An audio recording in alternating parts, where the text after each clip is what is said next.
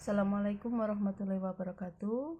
Pada pertemuan kali ini kita lanjutkan materi berikutnya, yaitu persamaan dan fungsi kuadrat. Untuk kompetensi dasar yang digunakan adalah 3.2, 3.3, 3.4, 4.2, 4.3, dan 4.4. Kalian bisa memperhatikan di buku paket juga ada. Sedangkan untuk tujuan pembelajaran, 1. Siswa dapat menentukan persamaan kuadrat dan karakteristiknya berdasarkan akar-akarnya dan cara penyelesaiannya.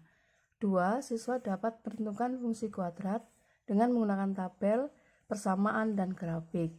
Materi ini bisa dilihat di buku paket halaman 66 sampai dengan 91. Perhatikan pada layar berikut. Persamaan kuadrat memiliki bentuk umum ax kuadrat ditambah bx ditambah c sama dengan 0. Ini secara umum. Misalnya 2x kuadrat ditambah 6x ditambah 4 sama dengan 0, maka di sini 2 ini sebagai A, mewakili A, 6 mewakili B, dan 4 mewakili C. Jadi perlu diingat bentuk umumnya ini ya.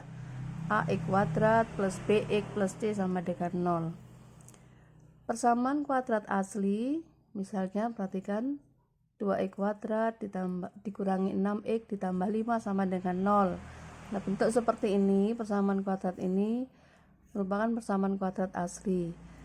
Sedangkan x kuadrat min 4 sama dengan 0, ini merupakan persamaan kuadrat murni namanya. Untuk x kuadrat dikurangi 9x sama dengan 0 dinamakan persamaan kuadrat tak lengkap. Contoh, 2x kuadrat sama dengan 3x ditambah 20. Persamaan ini belum membentuk persamaan kuadrat asli ya, belum merupakan membentuk persamaan kuadrat secara umum. Untuk mengetahui nilai A, B, dan C perlu diubah dulu ke bentuk umum dengan mencari nilai A, B, dan C. Perhatikan penyelesaiannya. 2x kuadrat sama dengan 3x tambah 20. Perhatikan di sama dengan, di sebelah kiri sama dengan dinamakan ruas kiri. Sedangkan di sebelah kanan sama dengan merupakan ruas kanan. 2x kuadrat memindah suku, ini namanya suku. Ini juga suku. Memindah suku baik ke ruas kiri maupun ke ruas kanan itu harus merubah tandanya. Yang positif jadi negatif, negatif jadi positif. Di sini 2x kuadrat di sebelah ruas kanan tetap. Sedangkan 3x yang positif di ruas kiri, saya ulangi, di ruas kanan dipindah ke ruas kiri menjadi negatif 3x. Untuk positif 20 kita pindah juga ke ruas kiri menjadi negatif 20, sehingga di ruas kanan sama dengan 0. Jika bentuknya sudah membentuk persamaan umumnya, kita langsung bisa melihat bahwa A-nya adalah 2, B-nya negatif 3. Jadi tanda di depan bilangan disertakan. Sedangkan C-nya negatif 20 ya. Demikian untuk bentuk umumnya. Perhatikan tabel berikut. Nah, di sini ada beberapa persamaan kuadrat. Kemudian di sini kolom kedua bentuk umum. Berikutnya nilai A, nilai B, nilai C, dan jenis persamaan. Perhatikan x kuadrat ditambah x dikurangi 1 sama dengan 0. Bentuk umumnya adalah x kuadrat tambah x kurangi 1 sama dengan 0. Tetap ya, sudah membentuk persamaan umumnya. Untuk nilai A-nya adalah 1. Nah, angka 1 walaupun tidak ditulis, maka di sini tetap mewakili. Jadi memang tidak ditulis tapi ada angka 1 sebenarnya. Untuk B-nya juga 1, sedangkan C-nya negatif 1. Nah, ini yang sering anak-anak itu lupa bahwa ada bilangan atau koefisien di sini di depan hurufnya ini ada angkanya. Sedangkan jenis persamaannya ini merupakan persamaan asli. 2, 5x kuadrat ditambah 2x sama dengan 3. Bentuk umumnya 5x kuadrat ditambah 2x. Nah, 3 di ruas kanan kita pindah ke ruas kiri menjadi negatif, sehingga ruas kanan tinggal 0. Nilai A nya 5, nilai B nya 2, nilai C nya negatif 3, merupakan persamaan kuadrat asli juga. Jadi walaupun ada 3 di sini, tapi setelah kita pindahkan maka membentuk persamaan umum. 3x kuadrat dikurangi 18 sama dengan 0. Bentuk umum dari persamaannya adalah x kuadrat dikurangi 18 sama dengan 0 tetap. Untuk nilai A nya 3, B nya 0, tidak ada B, C nya negatif 18, merupakan persamaan kuadrat murni. 4, 7 dikurangi 6x ditambah x kuadrat sama dengan 0. Kita rubah dulu bentuk ini membentuk persamaan umumnya, yaitu x kuadrat dikurangi 6x ditambah 7. 7 dan 7 kita pindahkan ke belakang sama dengan 0, sehingga nilai A nya 1, B nya negatif 6, C nya 7. Jenis persamaannya adalah persamaan kuadrat asli. Nah, di sini perhatikan 3x kuadrat dikurangi x sama dengan 0. Persamaan umumnya 3x kuadrat dikurangi x sama dengan 0. A nya 3, B nya negatif 1.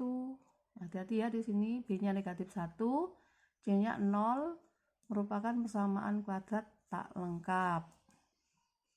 Demikian juga perhatikan. Nah, ini ya. Min 2x ditambah 12x kuadrat ditambah 5 sama dengan 0. Kita rubah ke bentuk umumnya, di mana A itu selalu menggandeng pangkat 2, B itu menggandeng pangkat 1, C nya tidak mempunyai variabel atau huruf. A nya 12, B nya negatif 2, C nya 5, merupakan persamaan kuadrat asli.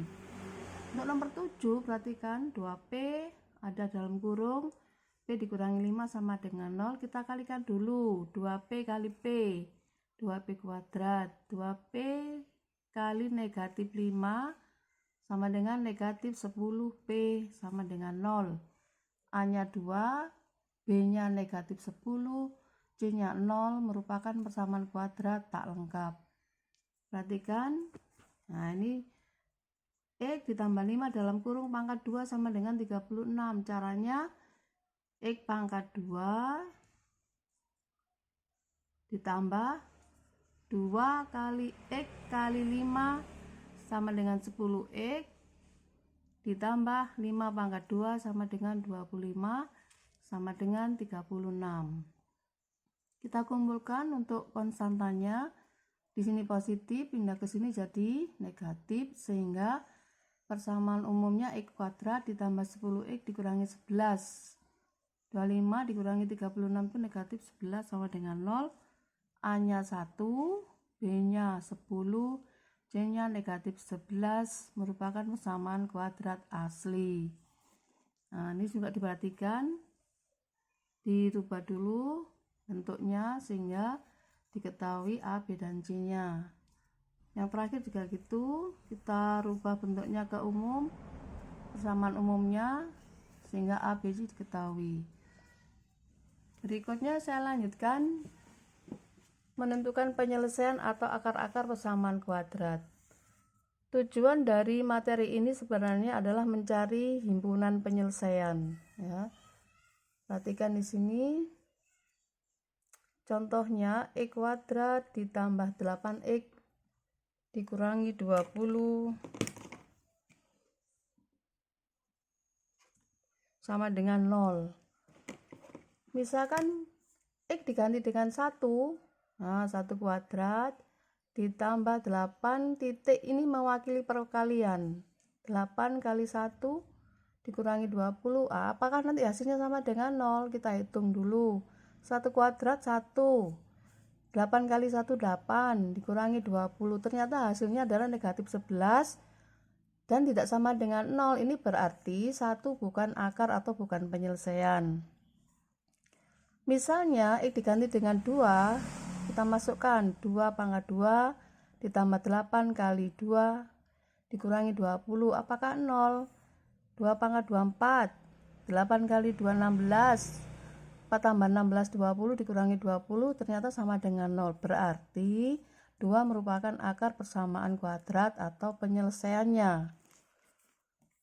Nah, untuk mencari akar-akar ini, di sini kita lanjut menentukan penyelesaian akar-akar penyelesaian atau akar-akar persamaan kuadrat dengan 3 cara.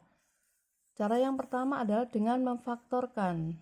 Contoh, tentukan akar-akar dari persamaan kuadrat x kuadrat dikurangi 7x ditambah 10 sama dengan 0. Caranya, carilah dua bilangan. Apabila ditambah sama dengan suku yang di tengah ini, sama dengan negatif 7. Apabila dikalikan sama dengan suku yang terakhir 10, ternyata bilangan itu adalah negatif 5 dan negatif 2. Negatif 5 tambah negatif 2 itu negatif 7. Negatif 5 kali negatif 2 sama dengan positif 10. Berikutnya buat 2 kurung. Nah, ini sama dengan 0. Kita letakkan variabel di depan. Tadi dua bilangan yang ditemukan tadi tinggal memindahkan saja, memasukkan ke sini. Jadi x dikurangi 5 dimasukkan, min 2 juga dimasukkan, sehingga membentuk dua perkalian dua suku begini sama dengan 0. Kalau dua suku dikalikan sama dengan 0, itu berarti salah satu 0 atau dua-duanya 0. Terus diambil x dikurangi 5 sama dengan 0, maka x-nya adalah 5. Ini dipindah ke sini negatif, pindah ke sini positif. Berikutnya x dikurangi 2 sama dengan 0, berarti x-nya sama dengan 2. Maka 5 dan 2 ini merupakan akar-akar persamaan atau penyelesaiannya. Sehingga x sama dengan 5 atau x sama dengan 2 ini bisa disingkat menjadi HP, yaitu himpunan penyelesaian.